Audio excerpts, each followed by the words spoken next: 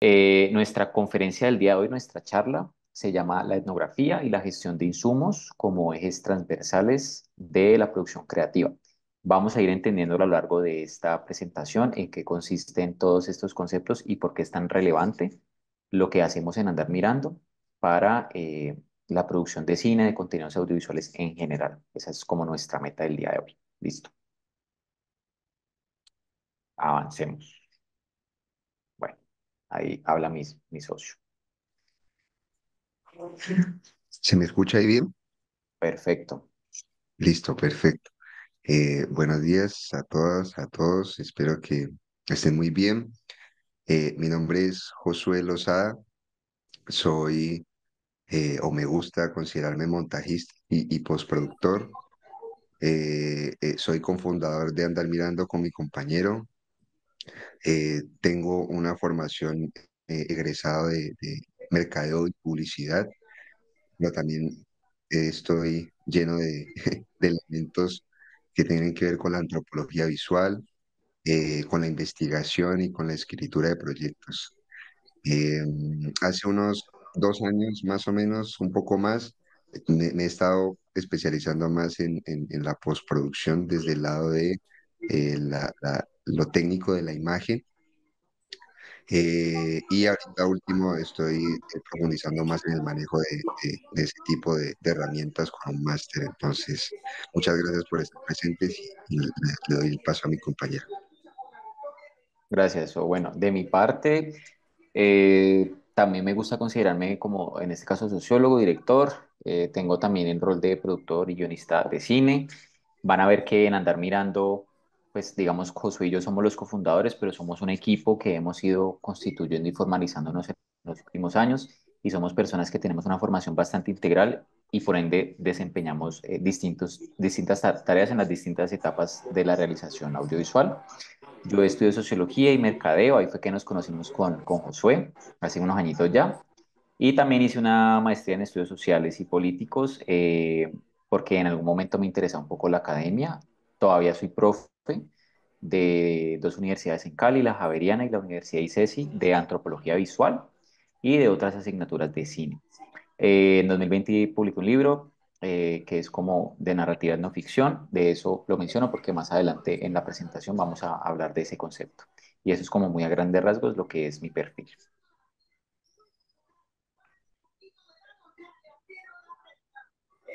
Listo, ahí mi socio les comenta sobre nuestra productora. Andar Mirando nace de la necesidad de juntar esas capacidades que cada uno teníamos y esas inquietudes creativas y de alguna otra forma aplicarlas al mundo de la construcción de historias y de mundos. Y principalmente, pues, nos hemos enfocado en la producción creativa, en la investigación y el desarrollo de personajes y de historias, en la realización y finalización de productos independientemente del soporte y el archivado y la gestión de insumos, que va a ser una de las cosas que voy a profundizar un poquito durante la conversación. En la productora tenemos tres ejes. Uno de esos es cine. Cuando ustedes ingresen a la plataforma van a encontrar esos proyectos y digamos que empezando un poco desde ahí, nos hemos pensado que la categoría, más que definir el producto como tal, es simplemente un instrumento para organizarlo. Entonces, de alguna otra forma nos ha servido para eso. Y en cine, los proyectos nos han servido también para encontrar formas de producir cosas que hemos aplicado, por ejemplo, en la parte institucional, y también contamos con desarrollos de historias, sobre todo el tercer sector nos ha interesado bastante trabajar. Eh, y bueno, ahorita estamos con un proyecto que ya está tomando un poquito más de fuerza de circulación de cortos y, no, proyectos documentales. Entonces ahí dejo a Ujú. mi so. Sí, yo quisiera hacerles una pregunta y levantan la mano quienes quieran responder positivamente a esta pregunta y ya les cuento por qué. Y es, ¿tienen cortos de no ficción realizados en Colombia de 2022 en adelante y que tengan una duración entre 5 y 30 minutos. Quienes tengan, sí, a esta respuesta que acabo de hacer, levanten la manito si quieren, aquí mismo en Zoom. Bueno, por ahí veo ya una manito levantada, dos manitos levantadas, tres, varias manitos, perfecto. Bueno, vuelvo a hacer la pregunta por si no me escucharon. ¿Tienen cortometrajes de no ficción realizados en Colombia de 2022 en adelante y que tengan una duración entre 5 y 30 minutos? Si la respuesta es sí, levanten la manito. La pregunta se las hago porque justamente Borondoc, que es la muestra de cine documental de la ciudad de Cali está en este momento enfocada en proyectar cortometrajes de no ficción y digamos todo lo que quepa en eso que entendemos como no ficción, el documental, lo experimental, lo etnográfico, ya vamos a hablar un poquito de este concepto, sobre todo con el interés de poder ser una plataforma que le pueda brindar oportunidades a nuevos y nuevas realizadoras que de pronto no tendrían cabida en otros festivales por las razones que sean. Nosotros en Andar Mirando, y vamos a ser muy reiterativos en esto a lo largo de nuestra charla, siempre estamos apelando como a repensar los modelos hegemónicos de producción de cine en todas sus etapas, porque nosotros mismos, como realizadores, nos hemos chocado, digamos, con la realidad de una industria que a veces es un poco cerrada frente a las personas que trabajan en ella. Entonces, Borondoc es una oportunidad para que podamos visibilizar nuevos proyectos que de pronto no tienen grandes presupuestos, que de pronto no tienen todo el soporte o no tienen como no se ganaron una FDC, sino que son proyectos honestos, hechos con el corazón, obviamente bien hechos, interesantes, pero que de pronto en otro espacio no tendrían cabida. Entonces, las personas que levantaron la mano, les invitamos, ¿por qué no?, a que puedan aplicar con su cortometraje a nuestra muestra. Las inscripciones están abiertas hasta el 31 de julio por Film Freeway y son totalmente gratuitas porque nos interesa que todo el mundo tenga acceso y no haya barreras, en este caso también económicas, para que puedan aplicar. Entonces ahí les extendemos la invitación, todavía quedan 2 semanitas. Listo. Tenemos dos versiones y tenemos una versión y ya vamos para la segunda. Bueno, vamos a entrar de lleno. Sí, ahorita te enviamos el enlace por acá, por supuesto, de Film Freeway para que lo tenga.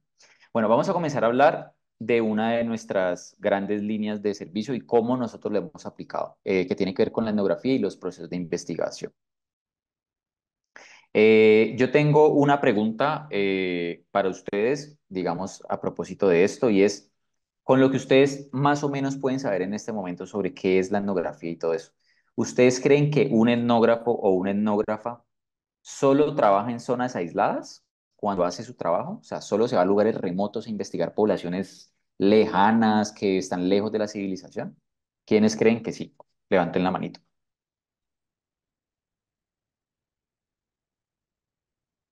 Ahí ya les compartieron el enlace. Muchas gracias, Daniel. Bueno, creo que estamos de acuerdo con que no es así. ¿Listo? ¿Sigamos? Efectivamente, esta imagen que tenemos del etnógrafo o el antropólogo, ya les explico ahí la diferencia, como esta persona que se pone su gorrito, su bermuda y sus botas y se va, digamos, por el río a la población más remota, más lejana del universo, es, digamos, un estereotipo de lo que realmente hace un etnógrafo, de lo que realmente hace una persona que estudia esto, ¿no? Realmente un etnógrafo puede estudiar cualquier población humana, en el mismo edificio donde viva, en el mismo barrio, en zonas urbanas, en grandes ciudades, pero también en zonas aisladas, en zonas rurales, ¿listo? Lo primero que tenemos que entender para que podamos básicamente entender el enfoque de andar mirando, que es ese enfoque etnográfico, es que la etnografía es una herramienta cualitativa de investigación. ¿Listo? Sabemos que en la investigación normalmente tenemos como dos grandes líneas. Los datos que son cualitativos, por ejemplo, cuando a uno le hacen una entrevista, que uno responde con digamos, con su voz o uno responde con datos concretos sobre su vida, eso es cualitativo. Cuando uno responde, cuando tiene unas opciones, como las preguntas que yo les acabo de hacer de sí o no, yo después cuantifico esa información y tengo una frecuencia estadística de esas respuestas. Ese es el enfoque cuantitativo. Nosotros en Andar Mirando tenemos un enfoque cualitativo, ¿listo? Que busca enfocarse en el ser, en el sentir del ser. Entonces, digamos, ese enfoque cualitativo es propio de la etnografía. Hay un autor, un antropólogo de apellido Gertz, que en el año 96 planteó lo siguiente sobre la etnografía. Él dijo en ese momento, la etnografía es un método interpretativo de lo social. Esta interpretación consiste en tratar de rescatar lo dicho, lo observado y lo sentido por parte del investigador y de los interlocutores, es decir, de las personas a las que este etnógrafo está investigando, ¿cierto? Para fijarlo en formatos susceptibles de consulta. Entonces, digamos que hay una forma más sencilla de entender esto, que a mí siempre me gusta decir en mis clases, y es, vea, los seres humanos somos los que investigamos, ¿no? O sea, somos los seres en este mundo que tenemos la capacidad, los métodos para poder realizar una investigación. Pero lo que normalmente hacemos en la ciencia es que dejamos de lado algo muy obvio y muy básico, y es que nosotros con qué investigamos, con nuestro cuerpo, con nuestros sentidos, ¿cierto? Independientemente de la ciencia, si yo estoy investigando químicos, pájaros, otros seres vivos, si yo estoy investigando fenómenos naturales o lo que sea, el investigador utiliza su cuerpo para investigar. Y ese cuerpo, ese sentir, esa percepción es algo que la etnografía no deja de lado, a diferencia de otras ciencias o a diferencia de otros métodos científicos. De lo que hace la etnografía es partir de el hecho de reconocer que el cuerpo es la primera herramienta del investigador y a partir de esa sensación de observar, de escuchar, de sentir lo que está investigando, tomar decisiones. Por eso es muy importante la interpretación, ¿no? Y por eso muchas veces las personas que se dedican más como a las ciencias llamadas duras o cuantitativas, a veces rechazan estos enfoques porque dicen que eso es subjetivo y que eso pues es la percepción de una persona y eso no se puede generalizar. Pero realmente para nosotros que hacemos arte y que la idea de esto es poder llevar esto a, digamos, un escenario artístico, audiovisual y todo, pues justamente qué más que el sentir del investigador, del etnógrafo, desde su cuerpo, desde su percepción, para después eso traducirlo en una obra artística, ¿no? Entonces digamos que tiene todo el sentido del mundo. Y muy importante para cerrar esta parte, la etnografía implica inmersión. ¿Qué quiere decir esto? Pues que en lo posible yo tengo que tratar de convivir, de interactuar con las personas que estoy tratando de comprender, que estoy investigando, con las comunidades. Porque si yo espero que, no sé, hablo por una persona o voy media hora a un lugar y me voy y ya voy a entender todo lo que pasa ahí, pues estoy muy equivocado, que tengo que tener un poco de involucramiento e inmersión con lo que estoy investigando. Siguiente. Entonces, las herramientas para la etnografía, para que no quede como, ay, sí, es abstracto, yo voy y simplemente observo a la ligera. No, tenemos unos métodos y tenemos una forma de hacerlo muy riguroso, ¿cierto? Entonces, básicamente tenemos lo que se llama la observación participante. Piensen, por ejemplo, en la gente que va a ver pájaros. Por ejemplo, yo soy amante de los pájaros, a mí me encantan las aves, yo soy fascinada. Una de las cosas que me encanta de vivir en Cali es que yo me levanto y yo escucho a las aves y yo digo, esto es hermoso vivir en esta ciudad y vivir en este país tan biodiverso, ¿no? Entonces, como que yo no sé de aves, no sé los nombres, sé de muy pocos, pero la sola sensación de sentirlos, de observarlos, de escucharlos y todo eso, me parece hermosa, ¿no? Pero digamos que ahí yo solamente los estoy observando o escuchando. En el caso de lo que se llama la observación participante, cuando hacemos estudios con seres humanos, básicamente lo que hacemos es que participamos en lo que estamos observando. No nos quedamos en una observación pasiva o en una escucha pasiva, sino que lo que hacemos es que nos involucramos. ¿Listo? Entonces, por ejemplo, siempre doy el mismo ejemplo, pero pues me parece que es bien interesante. Supongamos que yo me voy para el Putumayo, en Colombia, y voy a investigar lo que implica el ritual de la bebida del yagé, ¿cierto? Que es una bebida ancestral que toman los indígenas para, digamos, ciertos rituales. Y yo hago una observación pasiva. Yo simplemente voy, me paro en un punto con mucho respeto y observo un ritual de esta comunidad de X o Y indígena haciendo su toma de yagé. Para la etnografía de la antropología propiamente, esa observación, obviamente con el debido respeto del ritual, con el debido permiso de la comunidad y todo lo ético del caso, pues el investigador debería experimentar por sí mismo con su cuerpo lo que implica ese ritual. Entonces, digamos que la observación participante en este ejemplo implicaría que esa persona haga la toma con los protocolos rigurosos del caso y todo, y a partir de su propio cuerpo y todo lo que eso implica, pues pueda contar su experiencia, ¿no?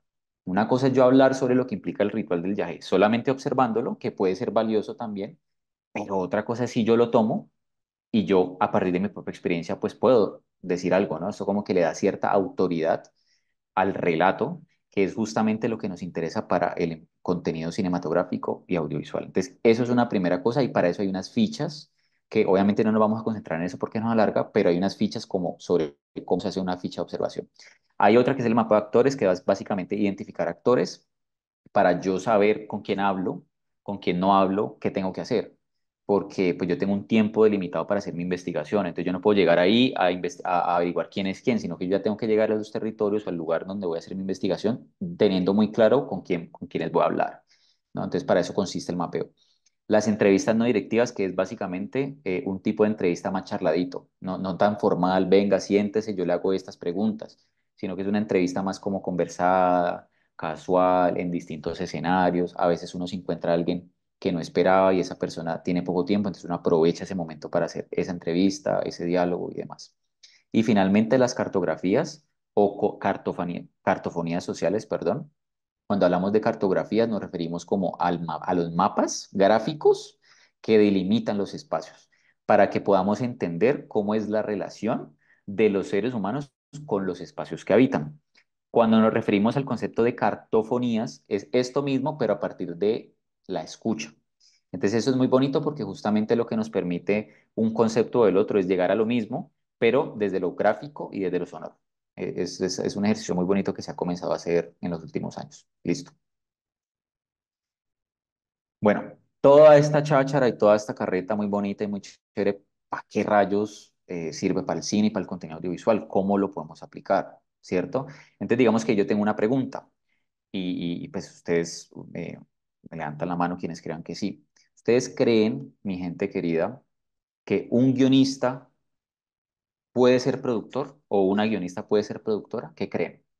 Levanten la manito si alguien quiere participar, con mucho gusto. ¿Quiénes creen que sí? Que un guionista puede ser productor. Por acá, espacio interior. ¿Quién más? A ver quién da más. Sara, Motilona Films, Daniel, claro que sí me contestan por acá.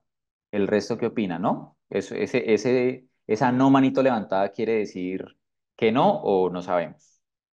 Por acá Ocoro Luis, hola Luis. Vale, bueno, sigamos a la siguiente diapositiva. Pues la respuesta a esta pregunta, que puede parecer súper obvia, pero realmente no lo es tanto, es que sí, claramente. Y nosotros lo que reivindicamos en Andar Mirando es que, al menos en nuestra forma de hacer cine, el guionista no solamente puede ser productor, sino que debe involucrarse en la producción. Y esto no implica, porque obviamente la producción hace mil, o sea, las personas que están en el departamento de producción, dependiendo del cargo, si es productor general, ejecutivo, no va a entrar en eso, pero digamos, llamémoslo general, este guionista como productor no es que se tengan que encargar, por ejemplo, de los contratos, de las cosas financieras y de ese tipo de cosas más administrativas o logísticas, sino que cuando hablamos de la importancia de reconocer que el guionista también debe ser un productor, es que es una persona que desde que concibe la historia, ya les voy a contar cómo el proceso, está yendo más allá de los protocolos hegemónicos para producción de cine o cualquier contenido audiovisual, televisivo, de series y demás. ¿Listo? Normalmente, y esto es normal en todas las disciplinas, hay un uno, dos, tres, un primero esto, después esto, último esto, ¿no? Eso es normal porque eso nos ayuda a organizar nuestro mundo y a poder ser más prácticos.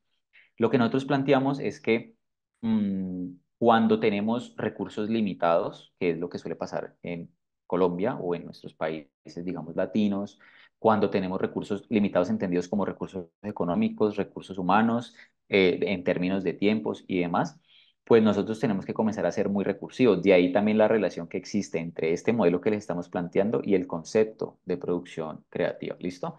Entonces, si quieres, sigamos y ya sigo explicando esta parte. Bueno, para mencionarles varios ejemplos. Hace unos días, estuve en el Caquetá.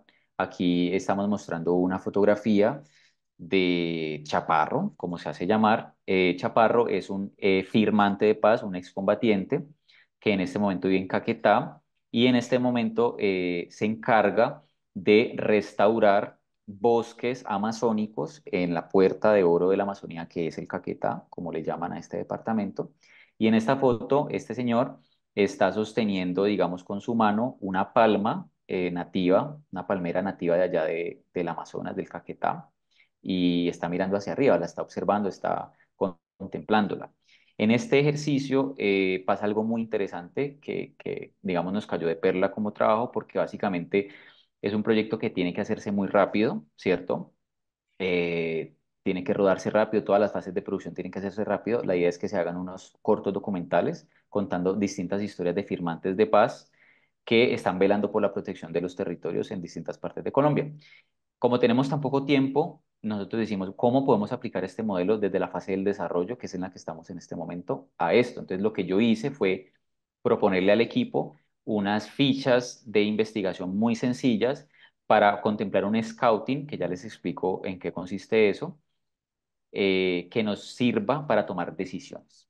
¿Para qué nos sirve el trabajo etnográfico y la producción creativa práctica que proponen Dar Mirando? Para tomar decisiones acertadas en condiciones de presupuestos bajos, digamos, de producciones de bajo presupuesto o de medianos presupuestos, en donde tenemos que ser muy recursivos, porque justamente los recursos son limitados. Entonces, lo que yo hice fue irme una semana para allá.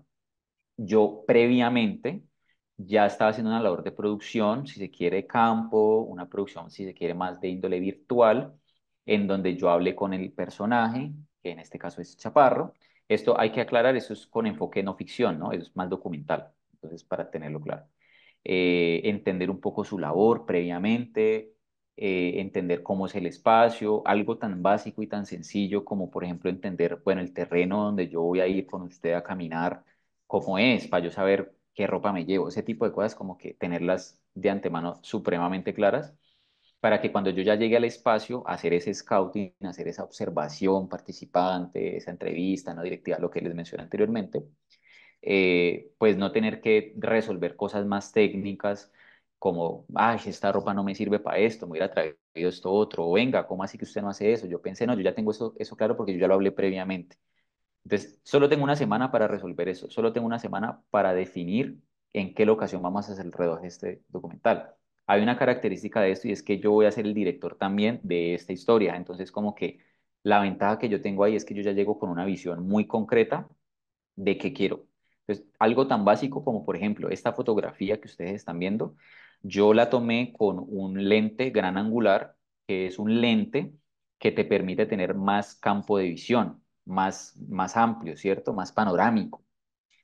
Entonces, eso me permitió a mí, por ejemplo, decidir en esa fase, en ese momento, que yo en el rodaje quiero utilizar gran angulares, porque yo necesito ubicar a ese personaje, que es este señor, en ese entorno en el que él es un protector de ese entorno, pero a la vez ese entorno es protector de ese ser humano, porque sin la naturaleza los seres humanos básicamente estamos jodidos.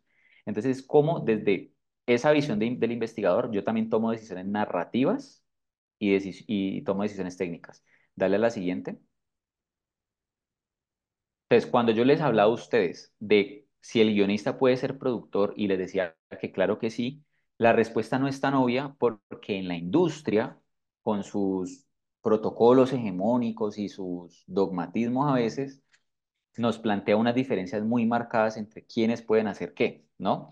Entonces, les voy a contar un ejemplo ahora con la siguiente, pero todavía no pasa eso del tema de la preproducción.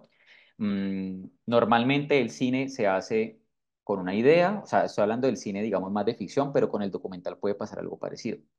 Yo tengo una idea. Esa idea se convierte en un logline. Después ese logline, que es como una frase corta sobre de qué va esa película, se convierte en una sinopsis, que es lo mismo, pero es un poquito más largo. Hasta que ya después eso termina en un guión cinematográfico, ¿cierto? Que es como donde se cuenta la historia en términos pues escritos. Normalmente lo que pasa en el cine, digo normalmente porque no digo que solo pase así, pero mayormente pasa así, se tiene un guión y ya después, en las fases siguientes, que es la fase de preproducción, todo esto pasa en el desarrollo, se van a buscar las locaciones. Entonces yo tengo mi guión aprobado, escribí X cantidad de versiones hasta que lo mejoré y quedó súper bien el guión. Ya después de que está aprobado el guión, me voy a buscar las locaciones donde voy a filmar, donde voy a rodar mi película. Lo que nosotros planteamos es un poquito al revés, porque ¿qué implica hacerlo de esa manera hegemónica?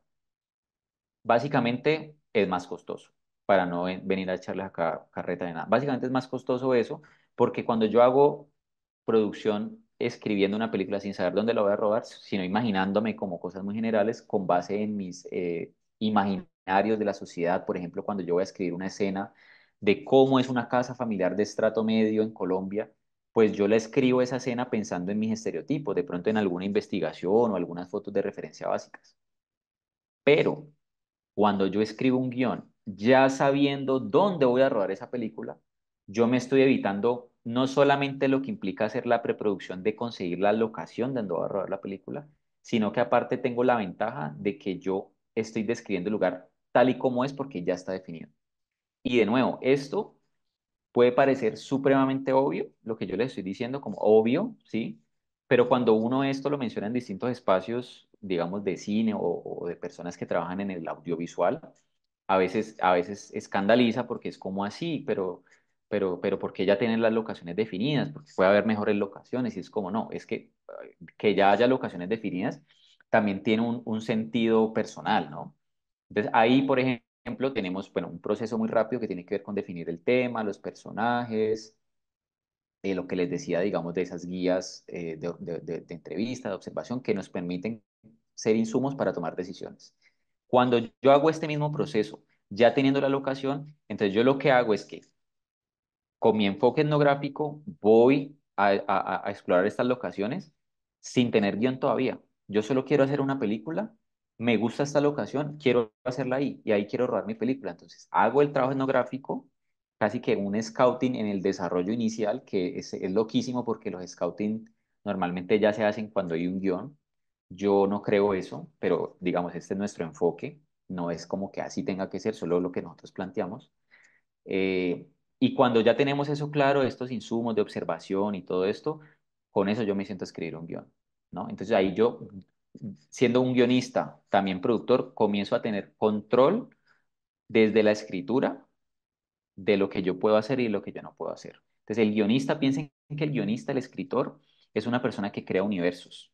Es casi como, voy a utilizar la metáfora, no es literal, es como un dios que se encarga de definir quién vive y quién muere en una historia, quién sobrevive y quién queda herido, quién se casa y quién sufre de desamor. Ese es el guionista, es hermoso. Uno tiene esa capacidad de crear. Pero cuando yo tengo esa capacidad de crear, yo ya sabiendo dónde voy a rodar esa película, porque el cine es espacio, tiempo, cuerpo, básicamente, se me facilita la vida completamente. Entonces, en el caso de nuestra peli, si querés seguir, ya para ir cerrando esta parte, nosotros en este momento, como lo dijo ahorita Alina, estamos en desarrollo avanzado de la que sería mi ópera prima, que se llama Aquí el aburrimiento es una peste.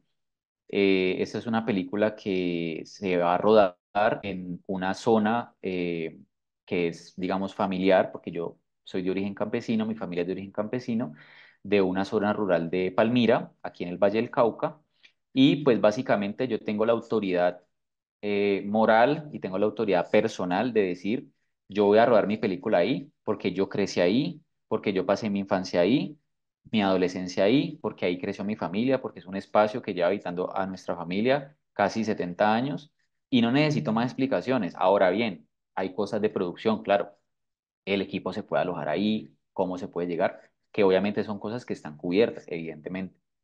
Pero el hecho de que yo haya definido que mi ópera prima va a ser en este espacio, que yo parto de una idea, que es este concepto justamente del aburrimiento, que no voy a entrar a profundizar acá por tiempo, pero tiene un sentido etnográfico, porque es que yo realicé una de mis investigaciones sociológicas y antropológicas en este lugar, justamente porque la curiosidad familiar me impulsó a entender más a mi familia y mi origen campesino.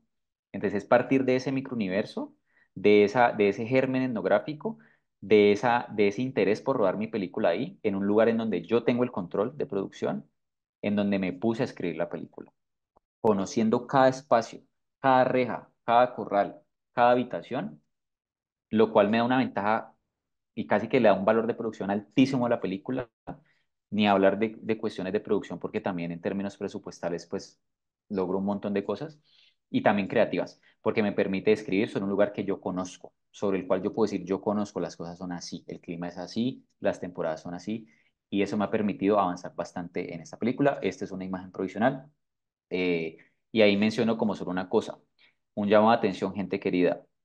rompamos un poquito las reglas y los protocolos estipulados que están en el cine.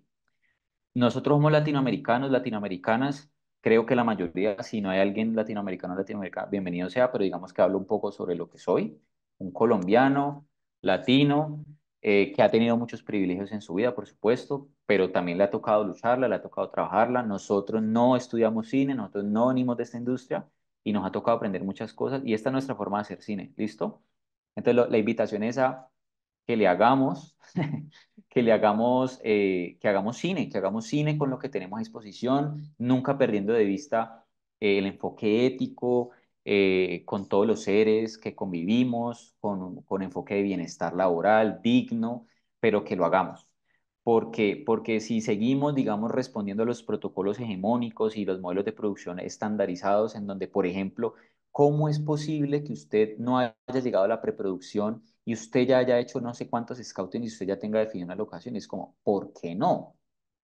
Cuando los grandes descubrimientos del mundo, justamente, no estoy diciendo que eso sea un gran descubrimiento, solo pongo ejemplo, surgen porque se rompen las reglas, ¿no? Y no rompen las reglas que afecten al ser humano, sino rompen las reglas, pues porque es que básicamente la creación y el arte también tiene que romper los protocolos, ¿no? Esa es un poco la invitación que le hacemos nosotros desde Andar Mirando. La recursividad es fundamental para llegar a la meta de hacer la película, de nuevo, siempre en el marco de lo ético y lo legal. Dale la siguiente, eso. Ya para cerrar mi parte, bueno, esto, lo que les digo, en la preproducción, obviamente, pues uno sigue haciendo scoutings, pues claramente mi película yo la voy a rodar en una locación familiar que yo conozco, que yo tengo un control, toda la cosa, pero no por eso yo me voy a pasar por alto las reglas o yo voy a ir cuando me da la gana, no, es como que yo pues llevo toda mi vida yendo allá, tengo material de archivo de allá impresionante, o sea, tengo un montón de cosas, pero entonces yo ya tengo un equipo humano y técnico que me acompaña en este proceso, ¿cierto? Aquí mi colega socio Josué y otro equipo hermoso, precioso que nos lleva acompañando desde hace 4 años en los proyectos. Vamos a hacer lo que se llaman los scouting técnicos, que quiere decir, es que vamos con los equipos con las personas, pues, y ya tomamos más decisiones técnicas, como, bueno, ¿qué cámaras me sirven más para poder sacarle provecho, digamos, a las condiciones de luz que tiene este lugar, por el rango dinámico y este tipo de cosas que tampoco va a profundizar, en términos del sonido? Si estamos en un lugar que hay muchísimas cantidades de aves y en el que el paisaje es fundamental para contar la historia, el paisaje sonoro, pues entonces el sonidista tiene que saber que necesita estos micrófonos para el rodaje y este tipo de cosas. Ensayos, pruebas técnicas y demás. Nosotros, por ejemplo, ya hemos definido una parte del crew con personas que hemos trabajado de confianza y estamos realizando un trabajo súper bonito que ojalá en otro espacio lo podamos hablar compañeros y compañeras si van a estar en Sapcine, de producción de impacto, en el que estamos trabajando con campesinos y campesinas de la zona, que conocemos también hace muchos años, pero nuestra idea es poder involucrarlos, involucrarlas en la producción para que también sean parte del elenco, del talento y también trabajen en roles técnicos de producción de campo y demás. Es una película que va a ser rodada en Palmira, en zona rural, conformada por elenco gran parte campesino, actores no profesionales y nos sentimos supremamente orgullosos porque va a ser la primera película rodada allá. Entonces, para reivindicar esto. Esto es un fotograma que muestra a Edinson. Edinson es un migrante venezolano que estuvo unos años viviendo en Colombia. Lastimosamente, él y su familia tuvo que volver a migrar hacia Chile. La última vez que hablé con Edinson, que fue la semana pasada, porque nos seguimos hablando, me contó que volvió a Venezuela. Afortunadamente, como que la situación está un poco mejor y pudo regresar. No hablamos mucho, pero básicamente en esta foto vemos a Edinson, migrante venezolano, un muchacho de 30, 31 años, casi que de nuestra edad, y ahí lo vemos fabricando jabones y productos de aseo de forma artesanal en su casa. ¿Listo? Eso fue un trabajo que hicimos también muy bonito. Es un corto documental que se llama Chamos. Y básicamente lo que yo les estoy diciendo y lo que también Josué les va a contar y ya les ha contado, lo aplicamos en todos los proyectos que les hemos comentado, desde la concepción de la idea hasta el final. Y esto aplica para trabajos de ficción, de no ficción, no importa. O sea, lo que importa es ser muy organizados con la información, tener claras las expectativas, los objetivos, tener claro que, como ya les va a comentar José, es muy importante ser organizados, es muy importante saber los alcances a nivel presupuestal y todo.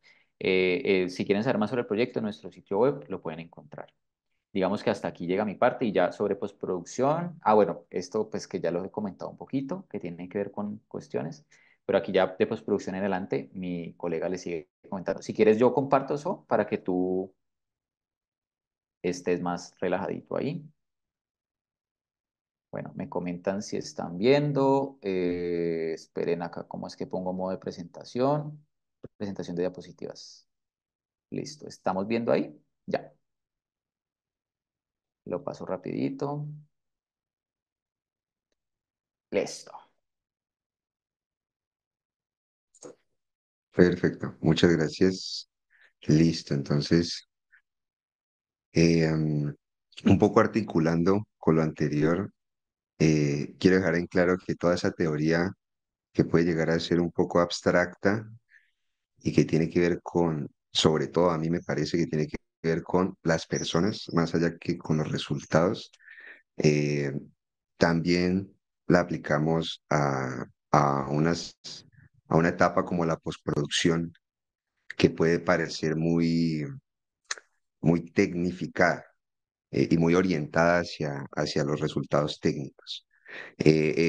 Aquí estoy compartiendo un fotograma de un cortometraje en el que yo hice el color. La foto es del inicio del corto, muestra a Benjamín, que es el personaje principal, y digamos que uno de los objetivos que se quería lograr de parte de primero de Juan como director y de andar mirando como la productora era que pudiéramos alcanzar como un acabado de ensoñación. Entonces, eso fue un poco lo que se logró y digamos que todo lo que lo comentó Juan y todo lo que les voy a comentar ahorita nos ha permitido para que, por ejemplo, a esta altura podamos tener el proyecto eh, muy accesible y, digamos, cualquier cambio frente a un acabado de color no sea tan traumático y nos beneficie. Ahí lo puedes pasar. Eso, perfecto. Entonces, empezando, quiero dejar claro que andar mirando, Josué Lozada, Juan David Mesa y el equipo que conformamos, intentamos y creemos que la producción hace parte del proceso creativo y debe estar desde el inicio en que uno empieza a contar el cuento, desde que se dice érase una vez, debe existir el cómo escribimos érase una vez, ¿no? En un papiro, en una piedra, en la mente, pero pues hay que aprender a hablar, o sea, hay que aprender a utilizar bien las cuerdas vocales, bueno, etcétera. Un poco quiero que llevarles a esa idea porque es de la única forma en que, por ejemplo, de mi parte he podido entender mi rol dentro de la postproducción y cómo, digamos, pueda hacer que esos procesos que hemos aplicado en los proyectos y que uno identifica en otros realizadores y realizadores de la industria, no solo audiovisual, también se mejora. Entonces, parte de ese trabajo artístico también hace referencia a, ahí lo puedes pasar, por favor, eh, a que cualquier persona que nos queramos, y me meto muy de lleno a esa definición, a crear algo, eh, sí o sí tenemos que en algún punto romper la barrera de la idea a la creación. Y la única forma que se puede hacer es utilizando la herramienta o conociendo realmente esa herramienta para qué se utiliza y de qué forma nos sirve para llegar del punto A al punto B. Llámese un lápiz o llámese un DaVinci Resolve Studio, que sería un programa de edición. Eh, entonces, eso, eso que también yo creo que ustedes van a parecer, van a escuchar muy obvio, al igual que decía Juan, cuando uno en serio se sienta a entender procesos de cosas que pasan a diferentes escalas, en diferentes etapas de creación, es una pata que sigue faltando en la creación del flujo de trabajo y que de alguna otra forma se empieza como a afinar solo cuando hay ciertos presupuestos de por medio y hay ciertas exigencias exteriores hacia el proyecto creativo. Pero en este caso, la idea es entender que esas herramientas, si se pueden tener claras desde la concepción, así como el guionista tiene claro esas ideas materiales con las cuales puede construir su fantasía o su no ficción, la persona que esté detrás de la postproducción tiene que hacer exactamente lo mismo para lograr que el director de foto, por ejemplo, pueda tener el acabado que ustedes vieron que tiene el fotograma anterior. O sea, todo está encaminado de alguna otra forma. Y lo que hemos intentado andar mirando, eso ahí lo puedes pasar, por favor, es que esa metodología también se aplique al momento de hacer uso de lo que se tiene. Entonces, por ejemplo, en ese sentido, y voy a hablar de dos programas de edición no lineal por ser arbitrario y porque es lo que de pronto más me dedico, pero eso aplica para cualquier herramienta y para cualquier obra creativa que se pueda estar creando. La elección de una de esas dos herramientas ya no tiene por qué ser algo como preprogramado, es como esa la que yo aprendí a utilizar, entonces la utilizo, porque una cosa es el acceso a la herramienta y otra cosa es esa herramienta realmente cómo va a involucrarse, no solo funcionalmente, sino económicamente. Y más adelante les comentaré eh, eh, hasta éticamente. Porque, por ejemplo, paréntesis, ahorita último, Adobe está teniendo una situación en donde muchas personas y realizadores y realizadoras de la industria están dejando de hacer uso de sus programas por cláusulas que están en sus contratos. Entonces, por ejemplo, a lo que quiero hacer énfasis es que una herramienta también está atravesada por situaciones políticas y económicas de la misma persona que está realizando el proyecto. Porque, por ejemplo, no tendría ningún sentido, y aquí ya viene una apreciación totalmente personal, que un proyecto de Palestina esté financiado por Microsoft, por ejemplo, o por una compañía gigantesca. Entonces, digamos, y seguramente la persona que esté realizando un proyecto de una magnitud como esa o trabajando con excombatientes tiene que tener esa consideración a la hora de hacer uso de herramientas. Entonces, creo que, digamos, es el espectro más amplio, ¿no? Desde la cosa más básica de esto me sirve para esto hasta considerar eso son proyectos, son situaciones que se deben tener en cuenta a la hora de, sobre todo, de hacer un flujo de trabajo para una obra. Ahí podemos seguir, porfa. Y entonces, ¿por qué hablo de eso? Porque, bueno, uno puede decir, bueno, uno tiene una ilustración, uno tiene un video, uno tiene, no sé, un cómic, listo. A una escala mediana, pequeña, eso funciona, pero en SAPCine y en estos espacios, la escala de los proyectos pueden cambiar de un día para otro. Y las exigencias de los mismos también pueden cambiar de un día para otro. Y ese flujo de trabajo técnico no debería estar tan dependiente de esa necesidad, por ejemplo, de negociación, sino que debería estar en la medida de lo posible siempre orientado al resultado de la obra, pues que para eso se está haciendo. O sea, un artista de óleo utiliza siempre ese mismo pincel, no porque sea la mejor marca y demás, sino porque de alguna otra forma ese pincel le terminó funcionando para transmitir lo que tenía. Entonces, un poco también esa idea de entender la escala y entender definir esas cosas, pues nos puede ayudar a tomar decisiones más adelante de continuar utilizando X o Y herramienta.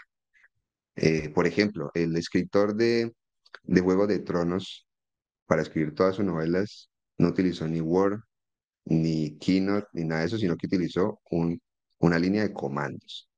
Y el man dice ahorita que el man para seguir escribiendo lo único que va a hacer es seguir utilizando la línea de comandos, por más que existen 10.000 herramientas más. Entonces lo que quiero decir es una decisión de la persona, del creador, del realizador, del ejecutor de la obra que luego va a ser admirada, pero también de la persona que vive de eso y que toma esa decisión. Entonces, ahí podemos seguir, por favor. Entonces, a lo que quiero llevar es, no importa el presupuesto no importa las condiciones materiales o las opciones que se tengan. Hemos notado con mi compañero, con las otras personas que hacen parte de Andar Mirando y que también tenemos intrínsecamente esa necesidad de pensarse algo más allá de, de lo habitual, es, se pueden construir procesos viables de postproducción siguiendo estándares industriales. Y ahí la palabra industrial la quiero, se está mirando ahí que hay como un mensaje. eh, la quiero resaltar como tanto algo mercantil como algo no mercantil, industrial, también pensándolo como en que esto va a vincularse con otras personas, va a entrar a otros procesos, va a tener diferentes vidas útiles, va a representar un puente hacia algo más. Entonces, digamos que la construcción de los soportes que mantengan esa herramienta, llámese un solo texto, un archivo de Word donde está ¿cómo se llama? La historia, el guión o la escaleta completa. Solo eso eh, puede tener un estándar industrial en el sentido de manejar, por ejemplo, diferentes versiones con una herramienta que se llama GitHub. Por decir cualquier cosa, por mencionarles algo, GitHub se escribe G-I-T, Git, perdón, G-I-T, Git, G-I-T. Entonces, es una herramienta de versiones y algo tan sencillo que te evita tener, por ejemplo, 3, 4, 5 archivos de Word que dicen este sí es, este no es, este sí es. No, un archivo de manejado de versiones se trabaja desde una línea de comandos o no, porque tiene versiones visuales. Y lo que te permite, por ejemplo, es tener un solo archivo y ese archivo tener un historial. Y ese historial vos puedes acceder a eso en cualquier momento y puedes crear diferentes ramificaciones de ese historial. Entonces, por ejemplo, eso, que no todo el mundo lo tiene que saber, no todo el mundo lo tiene que hacer, pero digamos, en mi caso y en el caso de Andar Mirando, que siempre entendemos como, bueno, no nos quedamos con eso, no tenemos el presupuesto para eso, bueno, ¿qué otras cosas existen? Ese geek, ese GIT, esa herramienta viene del área de la informática y así se gestiona un montón de proyectos. Entonces, de ahí tomamos esa herramienta como un etnógrafo que observa cosas por aparte y que empieza a construir en eso un proceso que aplicamos a otros procesos. Entonces, en ese caso, tener presente que no estamos en una restricción económica frente a eso. Y lo más importante, que no estamos sujetos, sujetas, ni nada por el estilo, a un tipo de modelo en particular, porque cada obra demanda, si nos vamos a la situación emocional y artística, un escenario diferente. Y la persona que lo va a hacer también, de alguna otra manera, va a requerirlo. Y ahí podemos seguir, por favor. Y eso no implica que todo sea pues súper, siempre vamos a hablar con el discurso de 5 cosas más eficientes, No, hay cosas que pueden nunca ser eficientes. Por más, por ejemplo, ahorita que ingrese la inteligencia artificial y pareciera que efectivamente se hace más eficiente. Porque ejecutar una tarea no es hacerla más eficiente si no se tiene ningún control frente a lo que se está ejecutando de la tarea.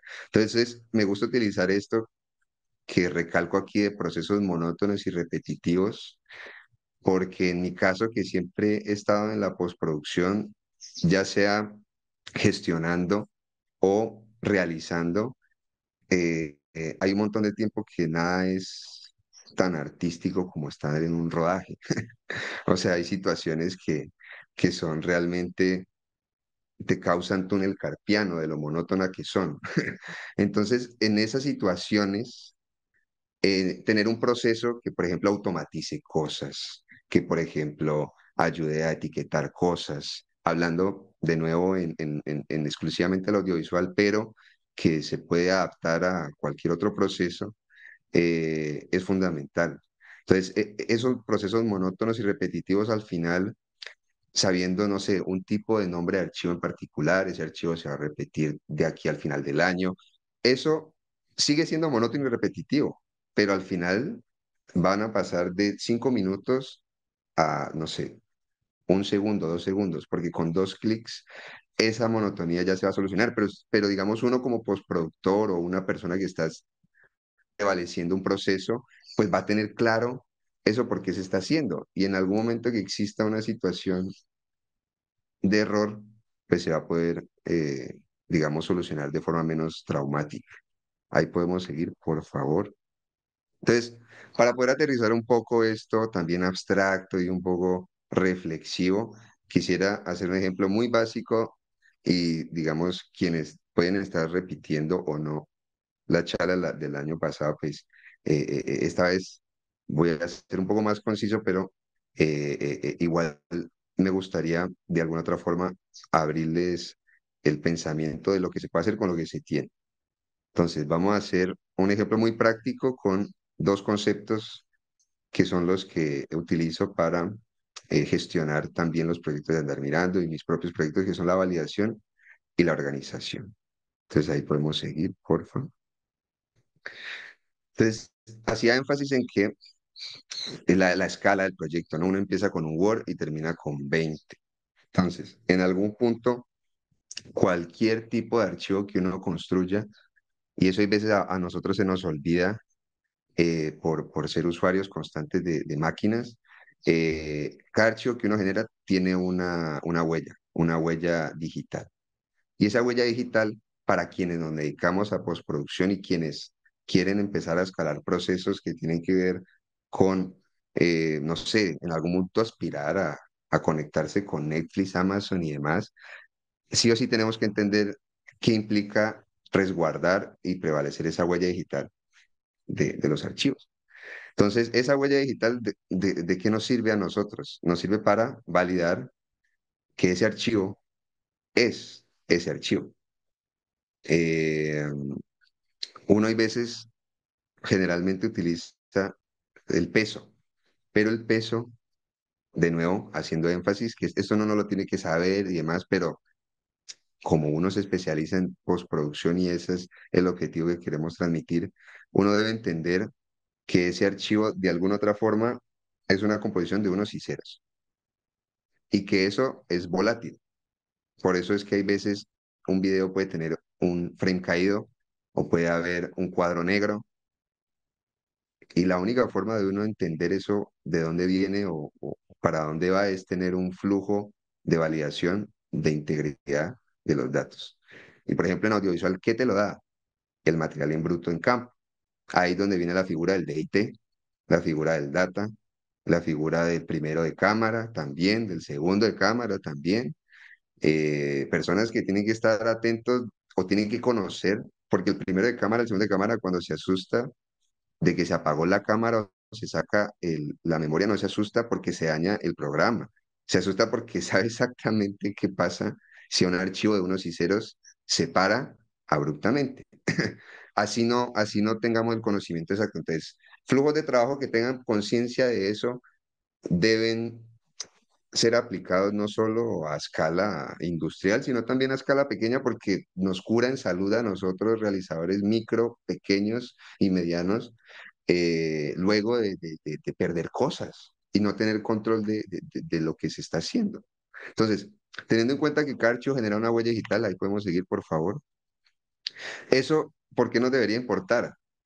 Porque una vez que tengamos una cantidad de archivos considerable de cualquier tipo, transportar ese archivo, custodiarlo, cuidarlo, sacarle copias. Copiarnos no es suficiente, de una vez le comento, o sea, si uno tenga 5 copias de seguridad no es suficiente para resguardar un archivo.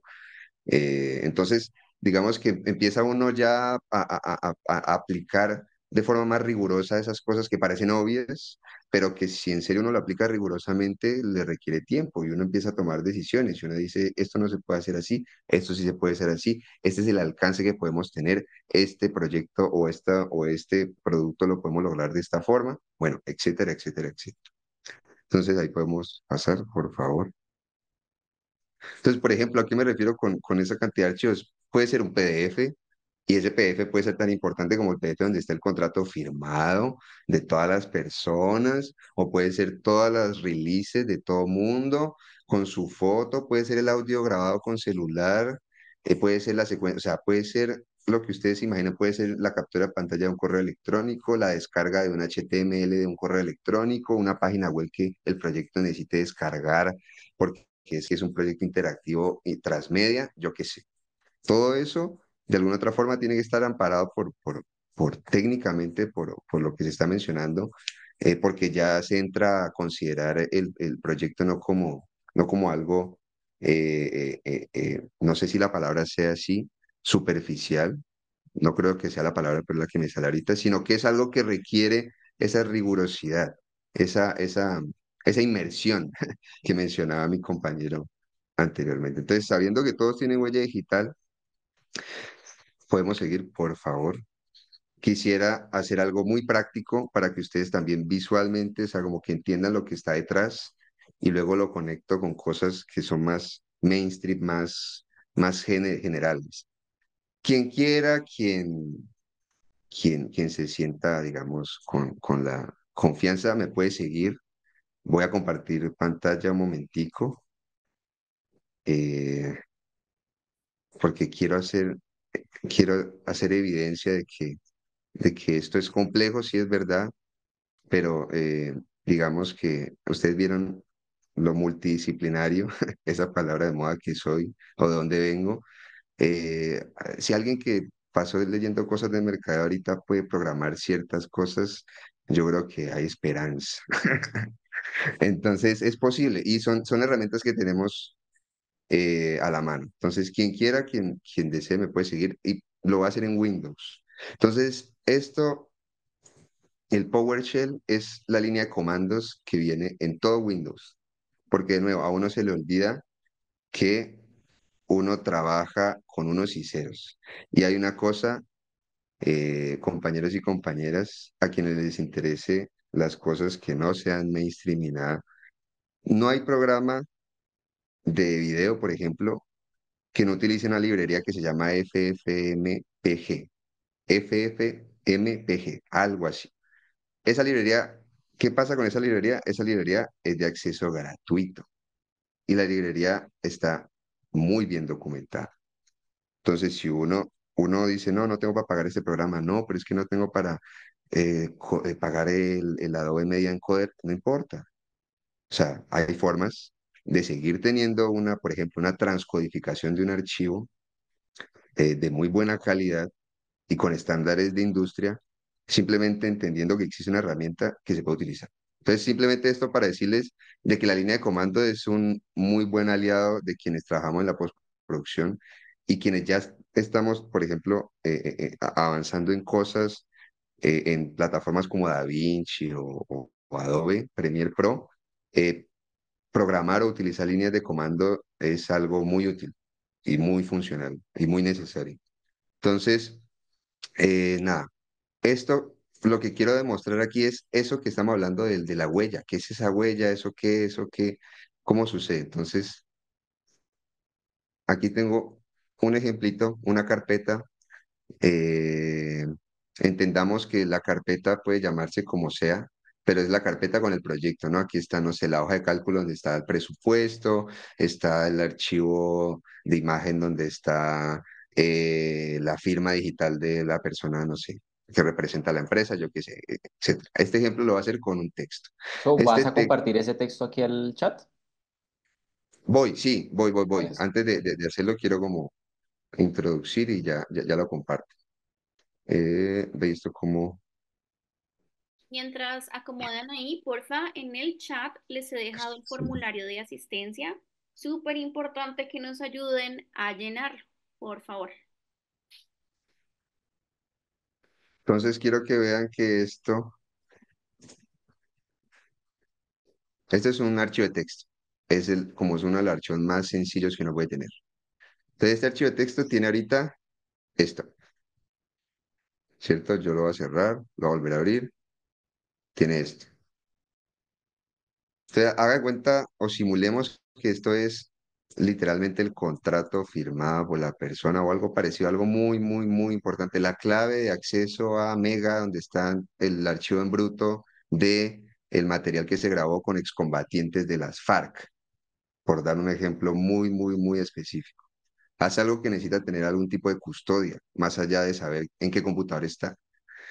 Entonces, en este caso, lo que quiero mostrarles es que desde la línea de comandos de Windows, clic derecho, voy a compartir el texto. Voy a compartir acá, esta línea de aquí. Igual, para que ustedes le funcionen, ya les muestro qué es lo que se tiene que cambiar, porque tiene que funcionar. Tienen que ir a la carpeta donde desean hacer la prueba, cualquiera, una sencilla que ustedes crean. Y este de aquí tiene que coincidir con el nombre del archivo. Eso es por si alguien quiere seguirlo, simplemente de curioso o curioso. Este es el nombre del archivo, tiene que coincidir, o sea, tiene que coger el nombre del archivo hasta con el punto .txt y tiene que copiar y pegar exactamente donde está aquí. Yo no lo voy a hacer simplemente por hacerlo más ágil y ya. Entonces, cuando uno está dentro de la carpeta, tiene el archivo, le da clic derecho, abrir en terminal y le debe salir a uno una herramienta como esta.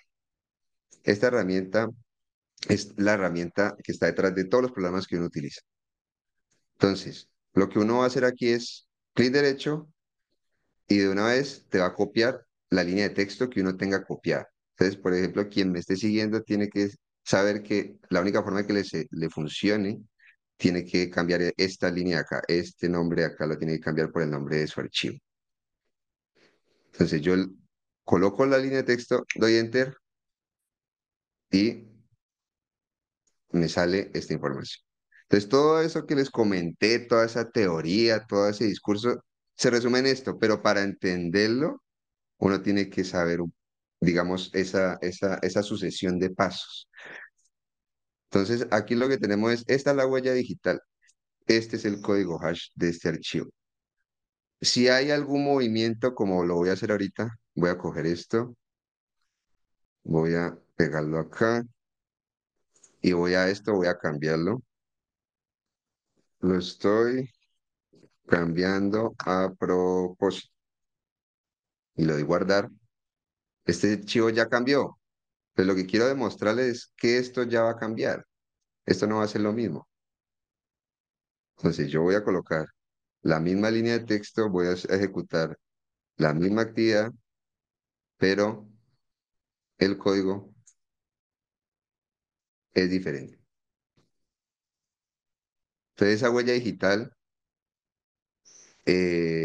puede ser excesivamente utilizada para cosas de criptoseguridad y demás, como para cosas de resguardo de material de archivo que uno está ajustando para procesar en una línea de tiempo luego, o alguna, por ejemplo, si uno trabaja con, no sé, señal Colombia o señal memoria, algún espacio que tenga mucha recuperación de diferentes soportes, en algún punto la verificación digital pues termina siendo un elemento más que ayuda a que eso no se pierda y bueno, un poco era para hacer práctico esto y esto podemos seguir. Ahí, ya puedes compartir, por favor. Listo. Si quieres, deja de compartir vos y yo, Ah, voy. listo, Ya. ya estoy aquí Eh, compartiendo. Aquí está abriendo Blas, una de las. y todas las clases están grabadas y se subirán en las próximas semanas al canal de YouTube. Les mandamos el enlace. Ahí se está viendo eso. Perfecto. Estaba abriendo una de las cosas que nos recomendaron en el chat. Muchas gracias. Listo. Entonces, listo, ahí está el ejemplo. Ese código ya no es porque lo había cambiado. Y Mm. pasamos, por favor. Este era otro ejemplo que es como uno puede, lo que yo le agregué ahí es algoritmo MD5. Antes ustedes vieron que había una cosa que decía SHA 596. Esa cosa que es de acceso gratuito, cualquier persona la puede utilizar. Ustedes ven, yo no tuve que pagar nada. O sea, yo no estoy pagando nada. Yo no estoy accediendo a ninguna pasarela de pago ni nada. Simplemente estoy haciendo uso de algo que uno como, y aquí me puedo poner un poquito filosófico, pero uno como ser humano tiene acceso que es las herramientas digitales. Todas estas herramientas son de acceso libre y de uso y de acceso libre. Ahí podemos seguir, por favor. Entonces, esto era para demostrar que el código hash con un MD5 es más corto, es diferente, pero sirve para lo mismo. Lo único que uno tiene que tener en cuenta es que si uno hace la verificación, pues uno tiene que colocar el mismo algoritmo con el que hizo el código, porque cada algoritmo es diferente. Entonces, eso, seguimos, tarara. Esos códigos que ustedes vieron, pues se están generando de manera individual. Y lo que yo les dije, la escala que dónde queda, no, pues bueno, esa escala, bueno, antes tenemos ahí Sí, una una pregunta. mano antes de seguir, sí, por favor. Hola, buenos días, mi nombre es Isis y quisiera saber esto, al hacer esta modificación o como es esta sobreescritura, no sé cómo llamarlo, se modifica, decías que se modificaba el archivo, ¿cierto? Entonces, si uno quiere volver, no, bueno, no sé si estoy entendiendo bien. Si uno quiere volver entonces a la versión anterior, ¿cómo hace? O ahí esa modificación, ¿cómo va? O sea, esa huella digital, ¿qué tanto, qué tanta incidencia tiene sobre ese archivo? O sea, ¿qué tanto lo transforma? Claro. Listo, sí, ahí, por ejemplo, eso hace parte de la planeación de un flujo de trabajo, que es el versionado de los archivos. Y eso también es algo que yo traigo del área de tecnología, pero sobre todo también del área de videojuegos, que no está muy alejado a las cosas cinemáticas. Y es, uno también tiene que o sea, prevenir qué se va a borrar, qué se va a dejar, cuántas veces se va a tener lo que se va a tener y por qué se va a tener esas tantas veces. Que eso uno no lo hace generalmente. Uno simplemente arranca y, listo, no toca hacer esto, listo, sigue, sigue, sigue. Pero digamos que asumiendo una eficiencia, una efectividad, una productividad, sin ser eso las únicas características que me llevan a mí a trabajar, es necesario de alguna otra forma tener previamente claro eso que mencionas. Ahora, con este ejercicio en particular, la modificación que vieron, pues esa línea adicional de texto, que sería como, por ejemplo, no sé, en una línea de tiempo cambiar un fotograma, agregarle un nuevo efecto, yo qué sé, modificar el original, eso va a alterar la huella digital. O sea que la próxima vez que quieras verificarlo, tenés sí o sí que generar una nueva huella. Pero entonces, para que eso no se vuelva una cosa de genero huellas, genero huellas, genero huellas digitales, uno tiene que tener planificado un flujo de trabajo y unas herramientas o un conjunto de herramientas, porque si uno no quiere pagar algo, porque es que las empresas sí se aprovechan un montón de uno tiene que aprender a mezclar un montón de cosas. Entonces, si uno quiere utilizar un montón de herramientas, uno tiene que tener claro un poco lo anterior, espero que al menos tengan un poquito no sé si la palabra sea neurosis, pero sí ese interés de que cuando ya algo sea así relevante, hagamos uso de otras cosas que ya están disponibles y que no son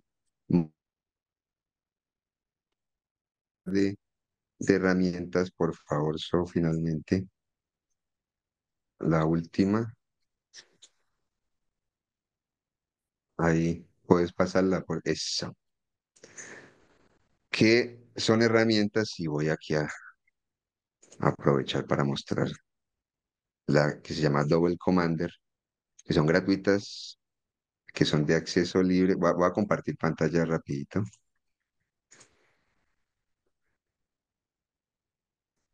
y que nos permiten evitar esa práctica porque los, los bits, los unos y ceros y todas las cosas son muy inestables y pues uno, pues que no necesariamente cuenta con un computador con conexiones estables, tratar de resguardar lo más que se pueda ese contenido es fundamental. Entonces, de nuevo, una de las cosas como postproductor y como editor, por favor, si por ejemplo este es el color final del archivo, no hagamos ni control C ni control V, ni aquí copiar y pegar, porque en medio de eso uno no tiene ningún control.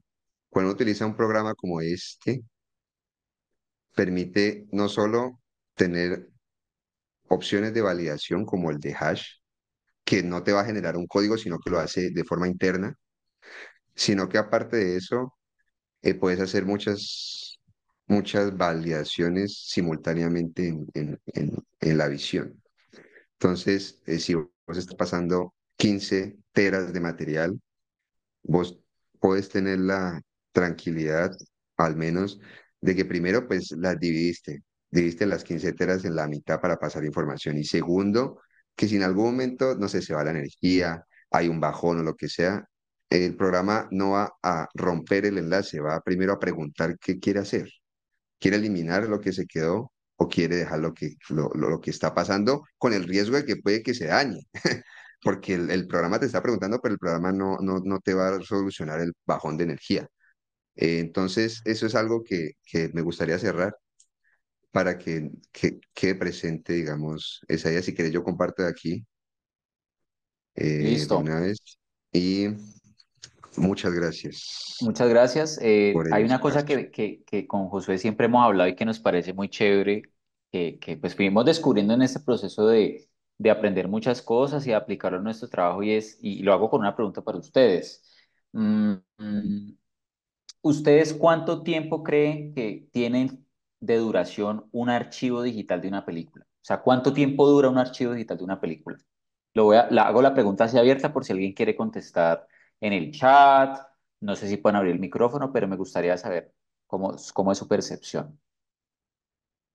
Yo Y tengo ya mi se no puede sé. abrir el micrófono a los que quieran hacer preguntas, por supuesto. Ah, Levantan la bueno, mano y organizamos el orden. perfecto. Entonces, hago esa pregunta. ¿Cuánto creen ustedes, chicos y chicas, que dura un archivo de una película? Supongamos que, bueno, se hizo todo el proceso y yo tengo un punto .mov o tengo, digamos, el DSP con todos sus archivos. ¿Cuánto dura eso en tiempo? Esos archivos digitales. ¿Cuánto Pues lo creen? que dicen es que el DCP en ese momento puede guardar la información 10 años, pero con un mantenimiento muy correcto. Constante. Exactamente. Supongamos el escenario más, que no lleguemos al DCP, sino que tenemos un flujo de trabajo más, que a un QuickTime, por ejemplo, un archivo de esta naturaleza, tiene como soporte un disco duro de estado sólido. ¿Cuánto dura eso, un archivo digital resguardado en un archivo, en un disco de estado sólido? ¿Cuánto es el máximo que puede durar? Por ahí, si es entre 5 y 7 años. Es decir, los archivos digitales no son eternos. Eso es muy importante que lo tengamos en cuenta. Está ocurriendo algo en el mundo del cine, curiosamente, y es que ustedes saben que con el cambio del celuloide, es decir, del soporte físico, cuando hacíamos el cine antes con celuloide, al digital, muchas películas que se hicieron, por ejemplo, las primeras películas digitales que se hicieron en la década del 2000 al 2010, sobre todo a finales de los 2000 al 2010, se están perdiendo, porque los productores, las productoras, las personas que hicieron esas películas no cayeron en cuenta que esos archivos, a diferencia del soporte físico del celuloide, tienen un ciclo de vida súper cortísimo. Entonces, todo esto que les estamos comentando de la gestión de los insumos, del archivo y todo eso, sirve para que los proyectos una vez rodados, finalizados, distribuidos y circulados y engavetados, pues no se pierdan, porque entonces ¿dónde va a quedar la memoria fílmica de nuestro país, de nuestros proyectos? ¿No? Entonces, por eso es tan importante hacer énfasis en esto. Y nosotros en Andar Mirando también tenemos, digamos, como servicios para digamos, ser muy enfáticos en eso. Eh, el asesoramiento, digamos, en esto y también el tema del archivo, digamos, de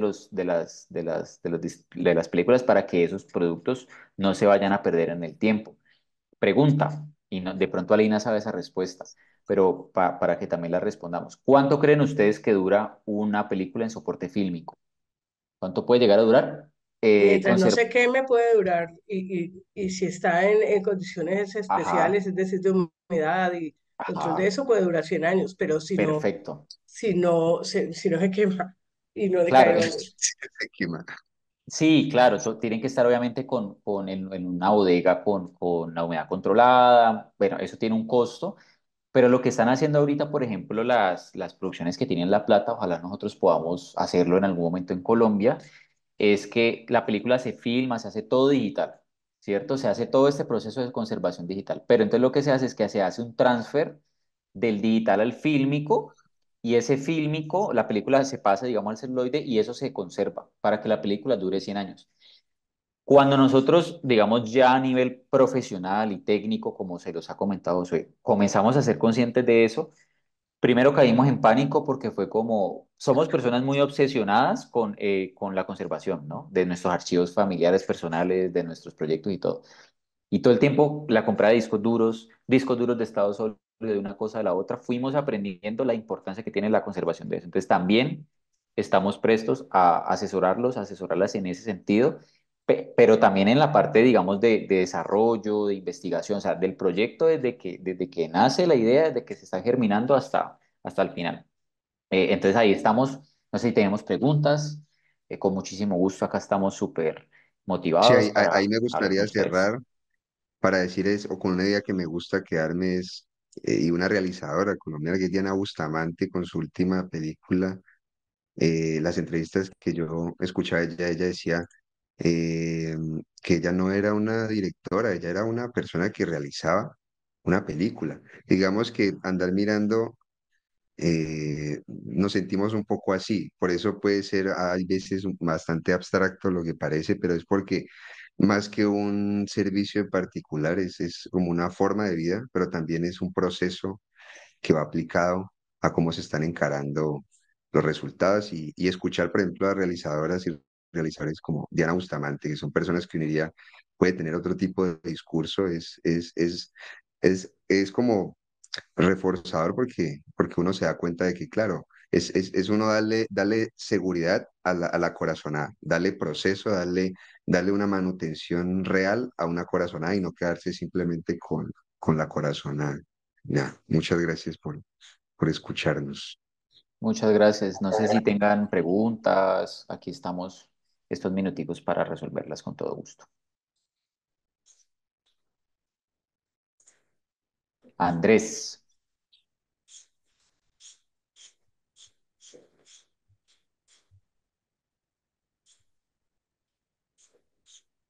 creo que tienes el micrófono apagado. Andrés. No, Andrés Sebastián Ah, es bueno. de la comunidad sorda, entonces ya te hacen la interpretación.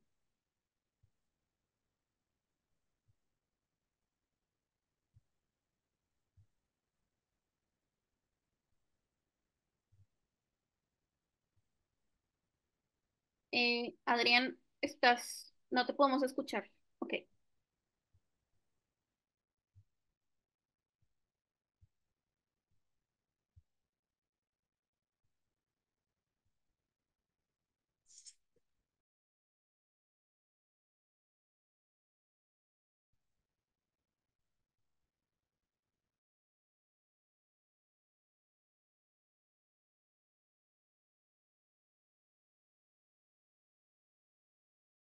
Ahora sí me escuchan.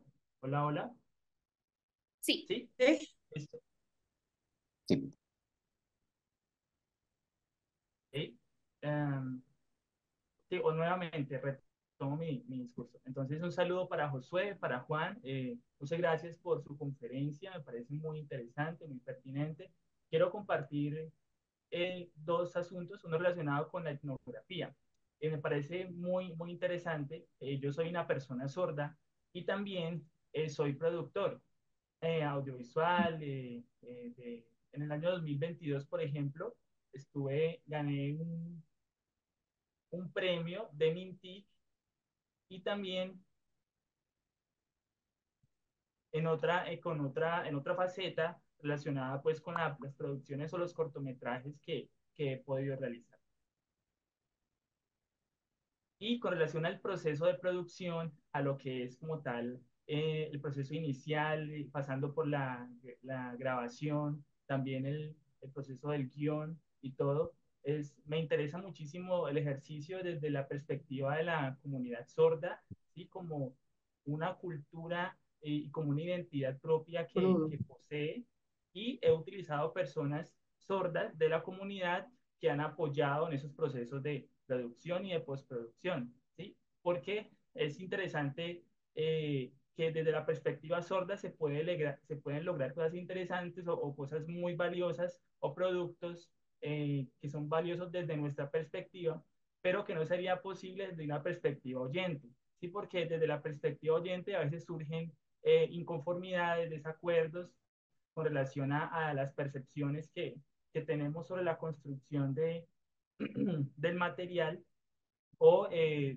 diferentes pero fases relacionadas con el proceso de producción. Entonces, eso puede generar dificultades, incluso no encontramos acuerdos. Así que, en vista de eso, analizando la situación, la postura mía como miembro de la comunidad sorda, que tengo pues algo de experiencia con la comunidad, con las epistemologías de la comunidad, eh, observo que hay diferentes posturas cuando veo tu discurso también, hay diferentes perspectivas con relación a la producción audiovisual, dependiendo desde la cultura o incluso de la posición social en la que uno se pueda encontrar. Porque dependiendo de la posición, pues así mismo se puede concebir la producción y todo el proceso que se realiza. Y es interesante que también en la comunidad sorda hay muchos productores audiovisuales y no son reconocidos por la sociedad. Y es que la industria audiovisual, que es tan grande y tan inmensa y que se mueve tanto presupuesto y tantas cosas, pues a veces no se reconocen a estos productores más pequeños o no se les da el lugar que requieren o que merecen por su trabajo. Y es que hay un reconocimiento muy pequeño y eso es algo natural las dinámicas que suceden en la sociedad debido a que muchos grupos minoritarios pues no son reconocidos o no tienen la voz para hacerse notar. Y ese es el caso, por ejemplo, de la comunidad sorda. Es un análisis que yo quiero compartirles. No, muchísimas gracias, Santi y Andrés. Creo que tu reflexión es muy pertinente. Dale un momento, Adrián. Ah, ya está Adrián. Claro. Ah, listo. No, estaba diciendo que muchas gracias, Andrés, por tu reflexión. Creo que es muy pertinente porque justamente nuestro principal llamado de atención es a que rompamos un poco esos esquemas, ¿no? Por distintas circunstancias. O sea, el cine es algo muy bello, muy hermoso, que se puede llegar desde distintos espacios, desde distintas posiciones sociales, ¿no? Y tú que hablas en nombre de la población sorda, que eres productor y que tienes un montón de experiencia, pues justamente también tienes tus procesos.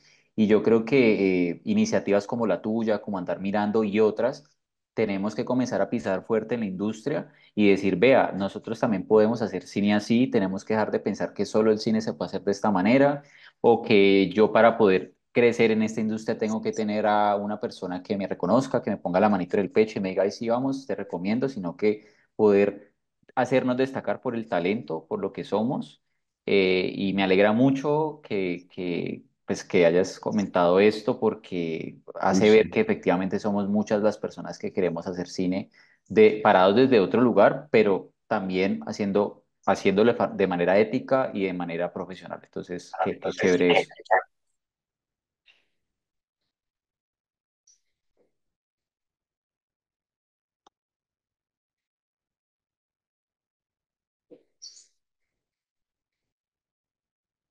Quisiera mencionar algo breve, algo adicional. Sí, qué pena. Quisiera añadir algo también acerca pues, de una reflexión y es que es con relación a los actores, ¿sí? Hay muchos actores reconocidos o que son muy, muy codiciados para filmar una película, para llevar a cabo un papel, ¿sí? Porque saben que eso puede conllevar a precisamente al mismo éxito de la película, probablemente, ¿sí?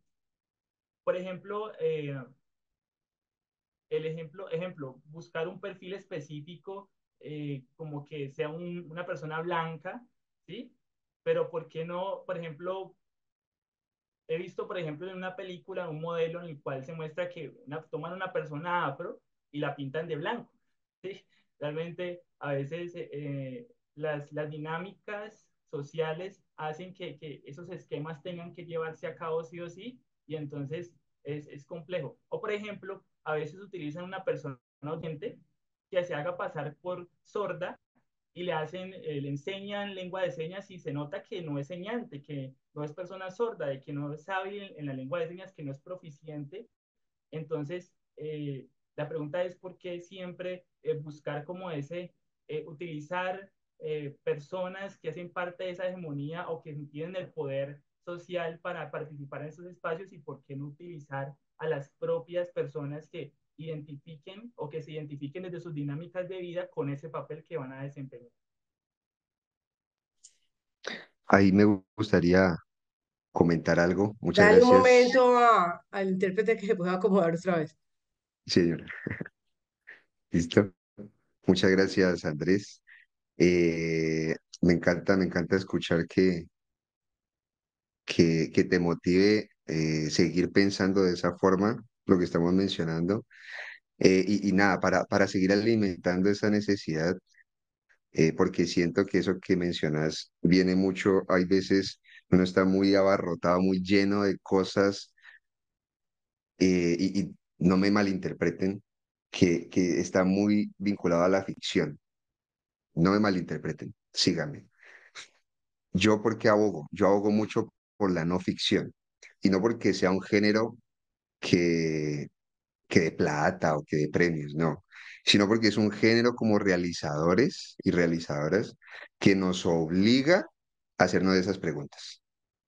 O sea, no hay plato que valga, no hay cámara que valga, no hay presupuesto que valga, aunque puede pasar y ha pasado, pero no, digamos que nos fuerza a pensar modelos de producción que tengan en consideración eso. Entonces, estoy tratando de echarle cabeza, de echarle memoria a ver si hay algo, porque me suena mucho de realizadores y realizadoras que son sordos, sordas, pero no me acuerdo ahorita. Si me encuentro algo, lo comparto, pero sí comparto para vos, Andrés, y para las personas, este documental en particular y a estos realizadores en particular que se llaman Perut y Osnovikov. Es re difícil ese nombre, la verdad. Son dos apellidos, son chilenos. ¿Por qué los recomiendo? Porque tienen mucho de eso que estás mencionando, Andrés. Tiene mucho de que son dos personas que uno, si lo ve de lejos, dice, ay, nunca se adaptaron a la industria y entonces como son dos personas complejas, trabajan solos y no.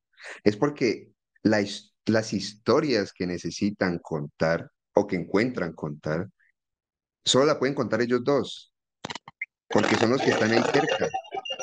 No tienen otra forma de Paguen por favor hacerlo. micrófonos que no esté Entonces, en en el esta uso historia de en la palabra. particular es muy curiosa porque es un personaje emigrante, solo, que digamos no padece de ninguna disminución en sus sentidos, pero sí padece de un profundo dolor emocional. Y la forma en que ellos encaran eso es increíble. O sea, si puedes verlo, si pueden echarle un vistazo, es increíble porque uno dice, ah, yo puedo hacer eso.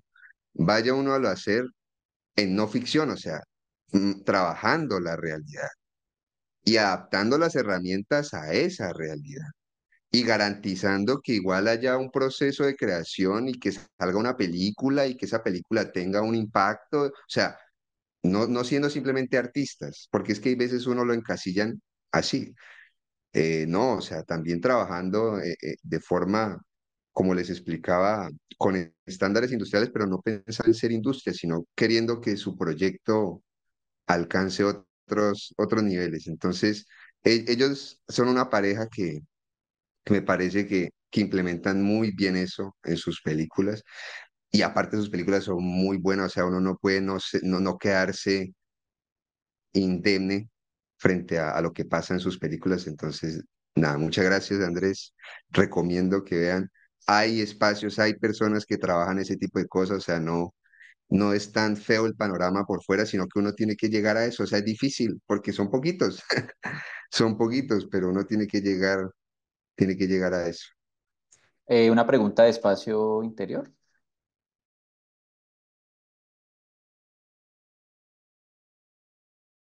Sí, no sé si es una pregunta. Buenas tardes Muchas para gracias. todos. Yo soy Obeida Benavides y estoy en Sapcine este año con Aquí me quedo, un largometraje de ficción. Me llama la atención la intervención de Sebastián, creo que fue el que habló hace un rato, Sobre la ficción en los intérpretes.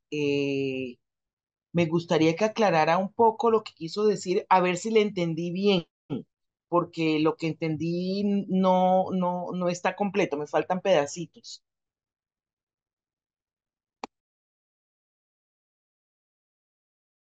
Pero Sebastián, No, no sé quién fue, no sé si fue Sebastián. Es Andrés Sebastián, es el mismo. Ah, bueno, que Entonces habló invitemos a sobre Andrés Sebastián a que vuelva a los explicar. sordos interpretando sordos, los negros interpretando negros, y yo lo extendería a los trans interpretando trans, ¿no? Como esta realidad en la interpretación por parte de la vida real del intérprete. Si estoy en lo correcto, me gustaría que me aclararas un poco antes de hacer la intervención para no meter la pata. ¿Podemos invitar a Andrés Sebastián? Correcto, dice Sebastián, así es. Ok. Creo que está escribiendo por el Ok, chat. ok.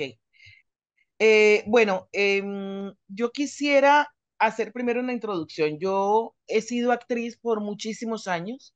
Eh, en este momento tengo 61 y empecé a ser actriz a los 16. Así que nada más saquen la cuenta si saben sumar y restar. Yo soy muy dura para eso. Creo que aquí estamos entrando en un terreno delicado, un terreno que hace parte no solamente de la esfera del director y del productor, que tienen que evaluar con criterios estéticos y económicos qué les sale mejor, ¿no? Si tener a un actor profesional que interprete a a un personaje X más allá de sus condiciones fenotípicas o sus condiciones de capacidades específicas previas a esta interpretación, o si está a su alcance tener a esta persona que reúne en su historia personal estas condiciones, estas realidades. Yo soy afro. Cuando yo veo a un actor no afro interpretando a un personaje afro, me molesta porque es que hay muchos actores y actrices afro a disposición. Yo no soy sorda, yo no tengo limitaciones en mi percepción sonora. Eh, y sé que hay actores que tienen esas condiciones previas y que pueden dar un grado de realidad muy profundo a la interpretación de un personaje que tenga esa misma característica. Pero entonces aquí el problema es qué tan disponible está o no para el equipo de dirección, dirección y producción. Creo que hay que trabajar la visibilidad de estas personas que tienen estas condiciones particulares. Hay que abrir la posibilidad de considerar este tipo de actores por parte de los realizadores, pero tampoco los podemos encasillar en una camisa de fuerza. Daniel Day-Lewis tiene un personaje de una película de hace 200 años, muy bien conservada, en donde interpreta de una manera extraordinaria a un personaje con limitaciones físicas.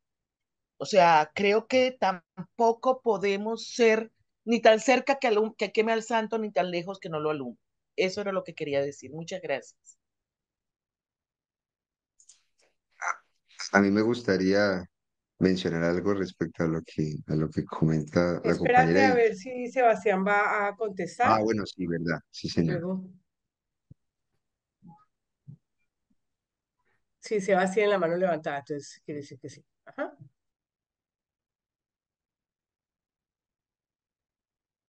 Excelente. Muchas gracias por presentarme tu apreciación.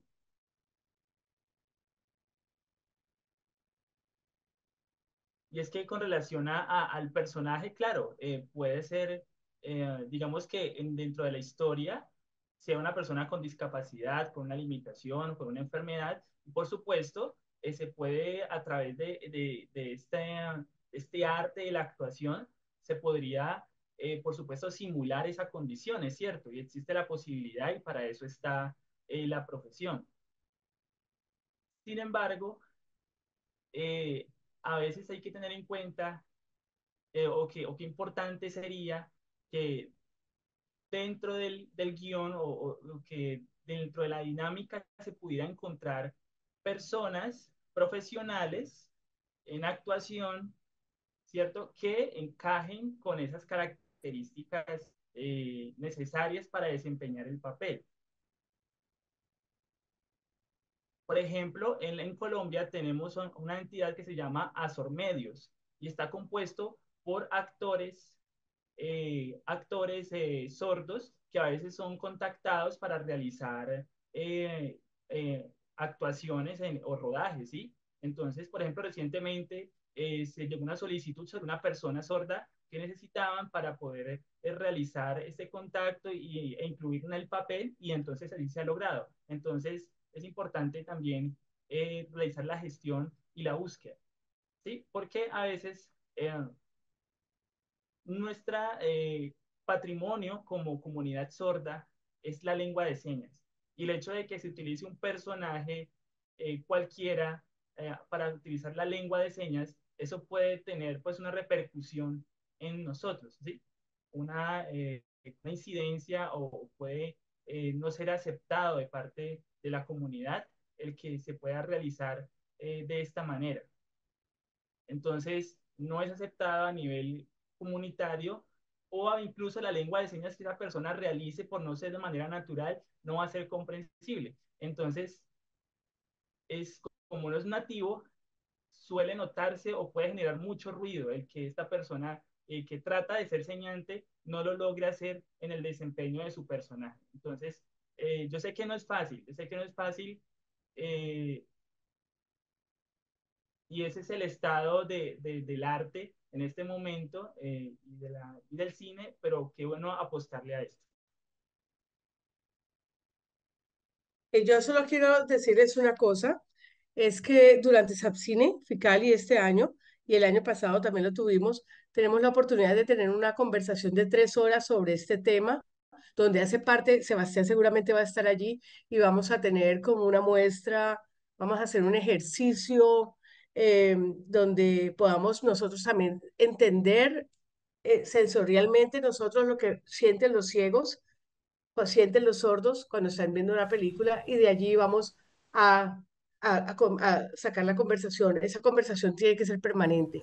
Esta conversación no termina aquí. Eh, Ese es un tema que se está poniendo de moda y siquiera que se esté poniendo de moda, ¿no? Porque hemos empezado desde el año pasado como a empujar esto. Hay otras alternativas como lo que está haciendo Sebastián y la asociación, como lo que está haciendo Wiccan Fest y Cine Social, que llevan trabajando en este proceso de visibilidad de las personas sordas en el audiovisual bastante tiempo, ¿no? Entonces creo que este es un tema que no era el tema de la charla hoy, pero que salió de allí y todo tiene que ver con todo y eso me gusta mucho, ¿no? Ese tema lo dejamos entonces pendiente porque es transversal en todo lo que pasa en Sapcine. Sepan lo que las dos transversalidades son cine incluyente y cine ecosostenible. Por ahora es todo lo que tengo que decir. María del Mar, Josué, ¿ibas a decir algo? Sí, muy rápido para pues tampoco profundizar en el asunto. Es justo mencionaban eso de los pelados y se me vino a la cabeza Danny Day-Lewis ahorita que está en su quinto retiro. Y pensaba, claro, o sea, esos son situaciones. Leonardo DiCaprio, para poner nombres gigantescos, no sé, Tom Hanks, yo qué sé. Pero yo diría, y digamos que ahí yo entiendo un poco más el comentario o la intervención de Andrés, es que uno no debería estar sujeto en representación a la capacidad individual del artista, porque esos artistas son incomparables. O sea, Danny Day-Lewis es un actor con unas herramientas y una profundidad muy, muy, muy desarrollada por su propia vocación, que uno desarrolla esas habilidades por contexto, pero también porque uno nace, no sé, siendo terco, siendo obstinado, yo qué sé, por muchos factores me refiero. Entonces, a la hora de plantearse proyectos, porque ya nos ha pasado con comunidades LGTBIQ más o comunidades que tienen algún tipo de disminución sensorial, eh, ahí donde creo que entra la discusión de hay proyectos que no necesariamente se tienen que llegar a fin, pueden quedar escritos. Y ese fin puede ser porque pronto no hay el presupuesto suficiente para que el actor que va a interpretar a la persona que es invidente, pero que no es invidente, no se pueda preparar con una persona invidente para poder llegar a la profundidad que se requiere. Si eso no existe, pues eso creo que ahí entiendo un poco repercute en lo que pueda llegarse a ver representado en la escena final, por más que se quiera contar la historia, porque la representación no se da por el simple hecho de construir personajes para representarlos, sino con la profundidad que implica. Entonces creo que eso es un ejercicio, como dice Alina, que es transversal, que va frente a los procesos y que pueden haber actores, actrices, como sea, que puedan que ese proceso sea menor o mayor, pero creo que uno desde la parte de producción o dirección o cargos como más gerencia, si ese es tu objetivo, tenés que ser consciente de cuáles son las estrategias que tenés que llevar a cabo para que eso se dé, independientemente de que la convocatoria va a cerrar en 5 meses, entonces hay que hacerlo corriendo, por dar un ejemplo muy bobo, pero que puede llegar a pasar. Entonces, nada, me gusta mucho que lo que hayamos dicho de conecte un poco con eso porque es transversal, o sea, sí es transversal.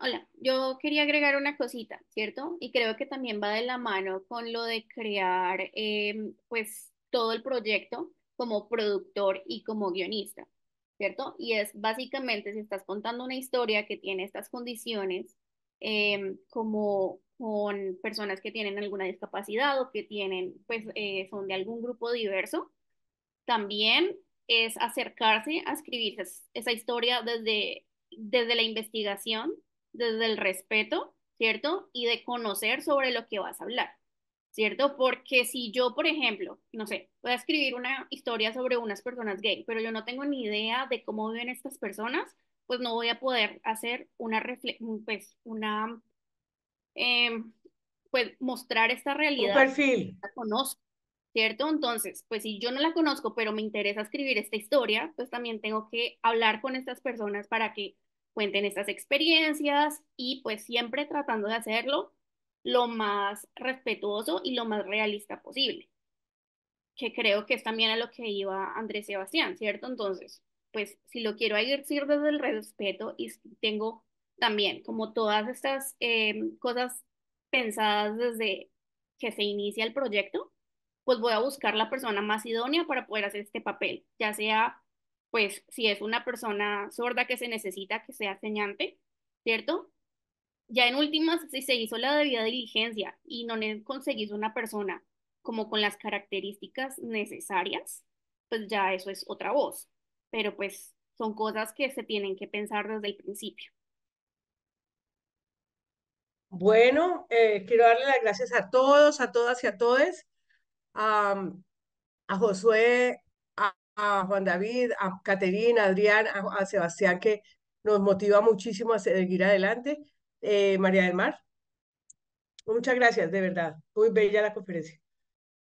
A ustedes muchas gracias por la invitación, siempre encantados de poder contribuir en esta industria, en Sapcine y todo lo que estamos haciendo acá, desde las regiones. Un gusto estar aquí. Muchas Recordamos gracias. la conferencia del próximo miércoles. Es Pablo Mondragón. Pablo Mondragón es compositor de música, guionista, mercadotécnico. Él es un tenaz en el cine, digamos, de una manera eh, integral, ¿ok? Eh, la charla que vamos a hablar es sobre guión, pero seguramente van a salir mucho más cosas porque no habla de un tema en específico, sino como motivando a, a todos los que hacemos cine a mirar hacia otros lados.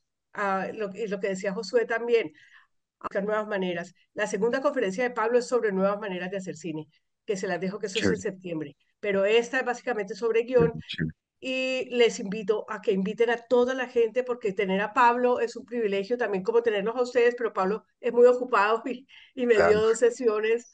obvio. Entonces espero que podamos pasar las 100 personas, o sea, tenemos la plataforma abierta para 500. Hoy por ser sábado y por ser la segunda y por ser día festivo en Colombia, también es que hoy es el día de la independencia de ¿Verdad? Colombia, no caímos en cuenta de eso. Entonces la gente está de descanso. Agradecerles de nuevo a todas, todas y todes, a la familia Sapcine que esté presente.